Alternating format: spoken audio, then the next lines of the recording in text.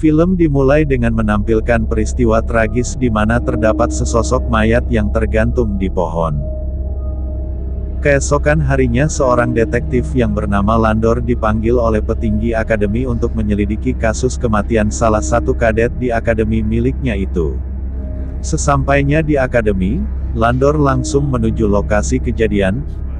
Landor bertemu dengan salah satu kadet yang pertama kali melihat mayat itu. Kadet itu memberikan informasi bahwa dia sedang berpatroli saat itu dan mendengar suara aneh. Karena hal itu ia langsung menuju ke asal suara dan mendapati mayat yang tergantung dengan posisi seperti sedang duduk dan kaki menyentuh tanah. Kemudian Landor bertemu dengan kadet yang ditugaskan menjaga mayat. Kadet itu menjelaskan bahwa ada satu keganjalan yang terjadi. Keganjalan itu adalah ketika sedang berjaga, tiba-tiba ada seorang perwira yang menggantinya tanpa alasan. Ciri-ciri perwira tersebut memakai seragam tanpa tanda pangkat atau seperti telah dicabut. Setelah itu lokasi pun berpindah ke ruang autopsi Dr. Daniel Marquis. Di sini Dr. Marquis menjelaskan bahwa korban telah diambil jantungnya dengan cara membelah dada korban dengan rapi sehingga dapat disimpulkan bahwa pelakunya bukan sembarang orang. Landor pun mendapatkan bahwa korban masih memegang sobekan surat yang berisi kalimat yang tidak lengkap. Lokasi pun berpindah ke sebuah bar di mana Landor bertemu dengan seorang kadet yang diketahui sebagai seorang penulis yang bernama Edgar Poe. Setelah lama mengobrol, Landor pun seperti mendapatkan partner untuk kasus ini karena Poe memiliki kecerdasan dan obsesi yang bagus tentang kasus ini. Setelah seharian menyelidiki kasus ini, Landor pun beristirahat, tetapi di tengah tidurnya ia bermimpi tentang putrinya. Usut punya usut, ternyata diketahui putri Landor melarikan diri beberapa hari sebelum ia menyelidiki kasus ini, sehingga ia masih dihantui oleh kejadian itu. Keesokan harinya, Landor bersama Poe mencoba untuk memecahkan teka-teki dari sobekan surat yang digenggam mayat tersebut. Singkat cerita, mereka pun menyimpulkan bahwa surat tersebut berisi ajakan dari seorang gadis kepada korban untuk bertemu di malam itu. Keesokan harinya Landor teringat kata dari Dr. Marquis bahwa kemungkinan jantungnya disimpan di dalam wadah es. Landor pun langsung menuju rumah penyimpanan es dan meminta Pu menyusul dengan mengirimkan sebuah surat kepada Pu. Sesampainya di sana Landor mendapati ruangan bawah tanah yang telah diset seperti tempat ritual pemujaan setan. Landor dan Pu menjadi semakin yakin bahwa kasus ini melibatkan kegiatan supranatural. Mereka memutuskan untuk mendatangi seorang ahli sastra yang terkenal, Profesor Nathaniel Blackwood, dalam upaya untuk mendapatkan petunjuk dan informasi yang lebih dalam. Profesor Blackwood menyambut kedatangan Landor dan Poe dengan skeptisisme awal, tetapi setelah mendengar cerita mereka dan melihat bukti-bukti yang mereka bawa, ia mulai tertarik pada kasus ini. Ia menjelaskan bahwa ada legenda tentang seorang pemburu penyihir pada zaman dahulu yang sangat tertarik pada keabadian.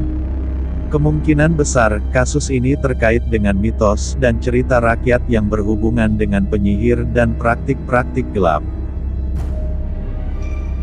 Sementara itu, Landor masih dihantui oleh mimpi dan kenangan tentang putrinya yang melarikan diri. Rasa bersalah dan kegelisahan terus menghantuinya saat dia terus menyelidiki kasus ini. Poe menjadi teman dan pendukungnya dalam menghadapi ketakutan dan trauma masa lalunya.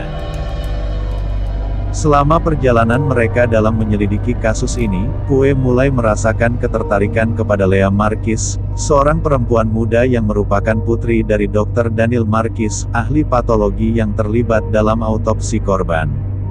Poe dan Lea bertemu secara kebetulan di perpustakaan akademi, di mana Lea sering menghabiskan waktu membaca buku-buku sastra. Kedekatan mereka berawal dari minat yang sama terhadap sastra, dan mereka mulai saling mengenal dengan lebih baik. Poe menemukan bahwa Lea memiliki pengetahuan yang luas tentang cerita-cerita gelap dan gothik yang ia tulis, dan Lea tertarik pada kecerdasan dan daya pikat Poe. Hubungan antara Pu dan Lea menjadi lebih dekat seiring berjalannya waktu.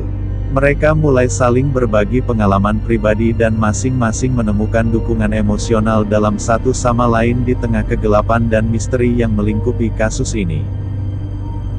Di sisi lain, seorang kadet bernama Randolph yang juga tertarik sejak lama kepada Lea merasa tidak terima atas kedekatan Pue dan Lea, sampai tiba di suatu malam, Pue yang sedang berjalan sendirian di tengah hutan merasa seperti diikuti oleh seseorang, dan ternyata Randolph lah yang mengikuti dan langsung menyergap Pue. Randolph yang penuh emosi terus menghajar Pue. Beruntung, detektif Landor datang dan melerai mereka berdua.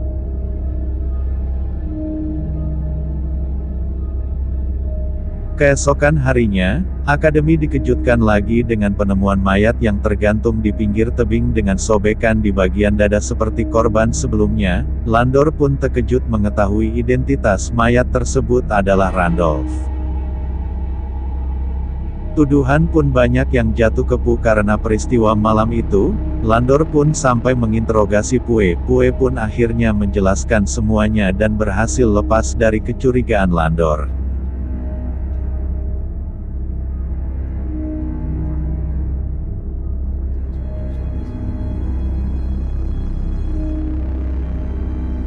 Scene pun berpindah ke kediaman Dr. Markis. Di sini Pue dan Landor diundang makan malam oleh keluarga Markis.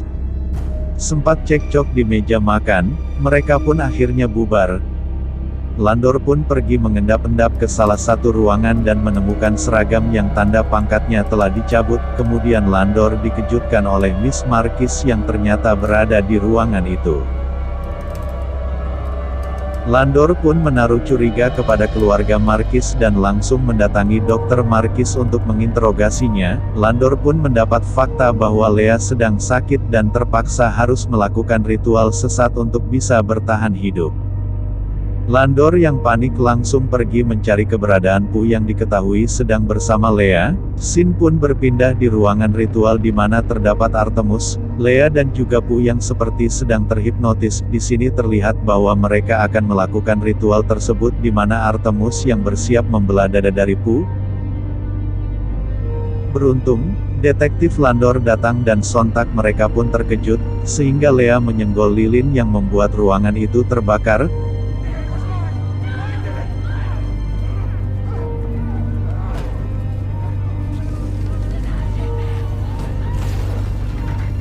Lea yang tertimpa reruntuhan kayu api berusaha diselamatkan oleh Artemus tapi naas, reruntuhan yang lebih besar mengubur mereka. Kasus resmi ditutup oleh Akademi. Landor pun pulang ke rumahnya untuk beristirahat. Tak lama terdengar ketokan pintu yang ternyata itu adalah Pue. Pue datang seperti sedang kesal terhadap Landor. Pue pun menjelaskan kekesalannya karena Pue berhasil memecahkan tulisan di kedua kertas yang ternyata adalah tulisan Landor. Di sini terungkap bahwa Landor lah yang membunuh kadet-kadet tersebut untuk balas dendam karena ternyata anaknya tidak melarikan diri, melainkan diperkosa oleh kadet-kadet itu.